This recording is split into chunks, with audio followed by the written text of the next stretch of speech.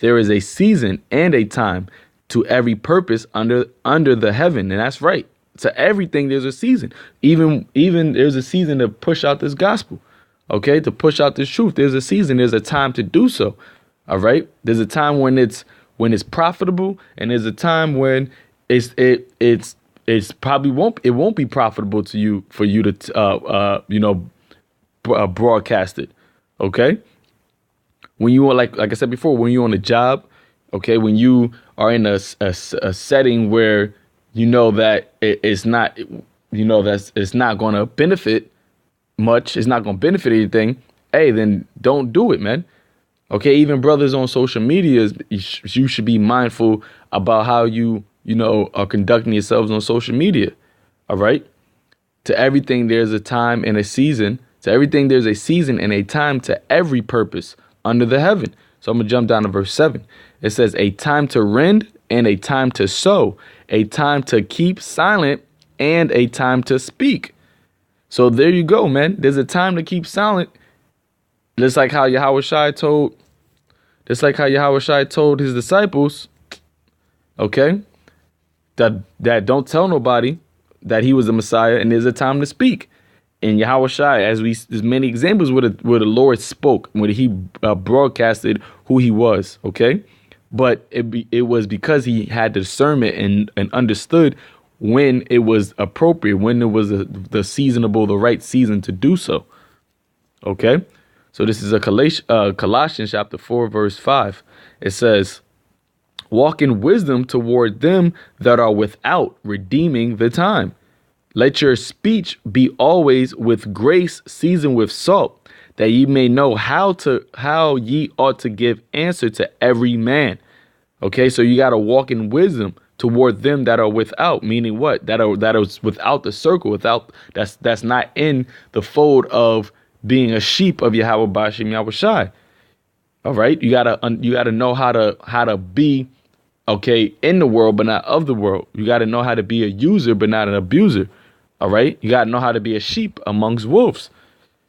All right, and like I said, man, this is mainly towards younger brothers, because it takes time, it takes experience, but you got to understand that not doing this can be very detrimental to yourself. All right. You don't want to be detrimental. You don't want to cause more affliction or more, vexation on yourself because you're not walking with wisdom. You're not being circumspect. All right. So let me get this next scripture. I believe it's in Ephesians chapter 5. Ephesians chapter 5, verse 15. It says, see then that ye walk circumspectly, not as fools, but as wise. All right.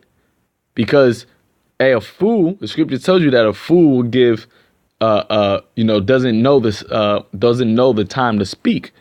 I believe that's in the Sirach or Ecclesiasticus. Okay, a fool can't discern when it's a proper time to speak. Okay, even if he has a wise word, him being a fool, he would say it in an unseasonable time. So us being in his truth and us adhering to the counsel that Yahweh Shai gave us, being wise as serpents yet harmless as doves, we got to walk circumspectly. We got to know when the time and the season it is to speak this word. Okay, understanding when it's appropriate to let somebody know about this truth. All right. Hey, even if you got somebody that you see that may be you believe that may be adhering to the truth, hey, talk to him for a little bit. Okay, talk about world currencies, or pick his brain or his or her brain a little bit to see, okay, what their spirit is like. All right, because the scripture says, lay hands on suddenly on no man. So pick their brain about just things that we talk about in the truth, but don't basically don't show all your cards, so to speak. Okay. Because it says redeeming the times because the days are evil. Hey, we going up against principalities, darkness. We going up against a lot of demons, man. Okay, we're going up against a lot of demons, and we have to walk circumspectly while we're in this thing because these demons. The scripture talks about the fiery darts of Satan, man. All right, we gotta always have our head on the swivel. Okay, so see, I get this one in Philippians chapter 3, verse 2. It says, beware of dogs, beware of evil. Salak says, beware of dogs, beware of evil workers, beware of conscience. Okay. So we got to beware because, hey, there's a lot of things. There's a lot of, we got a lot of enemies out in this thing, man. More than you know. Okay. So you got to be aware of these things. You got to be watchful. You got to be mindful of it. And a part of that is knowing, the right time and place and season to speak this truth, man.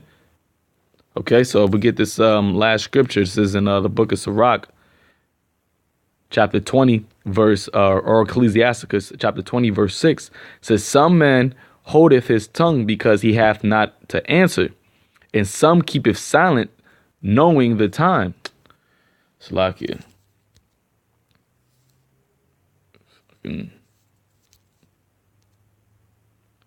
Bear with me 1 second. It says, so some men, holdeth his tongue because he knoweth the time. That's a wise man that would do so. All right.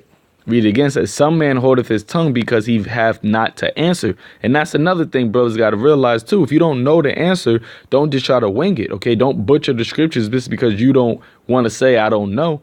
All right. If you young, if you don't have an answer, it's cool to say, hey, I didn't come across that yet, but I'll do some research. And when I get the answer, I'll get back to you.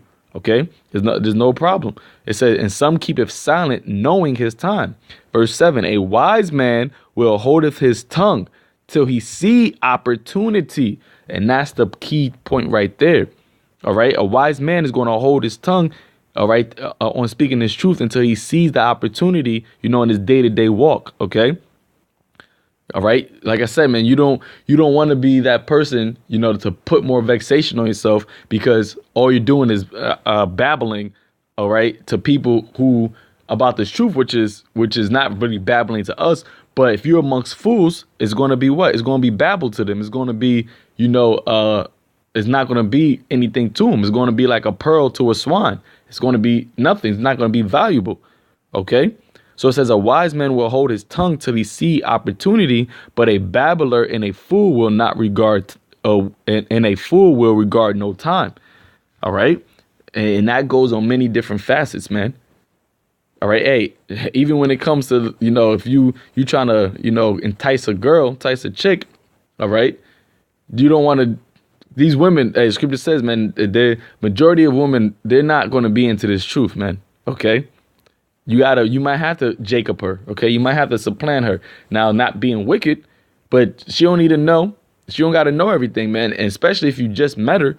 OK, if you just met a chick, hey, she don't want to hear about, this truth, man. All right. Now, if that's the road you want to take, then it's not unlawful. If the first thing you want to do is just tell her about it. But don't be surprised when she, looks at you crazy and doesn't want to give you a number. And then you're going to get mad or you want to go on a rant and then start calling her, a whole bunch of bees and hoes and everything. Hey, man, a wise man will hold his tongue till he see opportunity. Understand that and really harp in on that, man. OK. But, Lord willing, I'm going to end it there. Lord willing, it was edifying unto the elect. OK, the younger brothers, don't be a babbler and not regard and by not regarding the time. OK, because scripture says, man, to every purpose, there's a time and a season. So even with, bringing out this truth, understand and see the correct opportunity, and I'm speaking, of course, in your day to day, dealings with the being in the world. But I'm not talking about when you're at camp or when you're doing lessons or things like that. I'm talking about when you by yourself. All right. Continue to walk circumspectly and hold your tongue till you see the opportunity. So, with that, call Yahweh Bashim.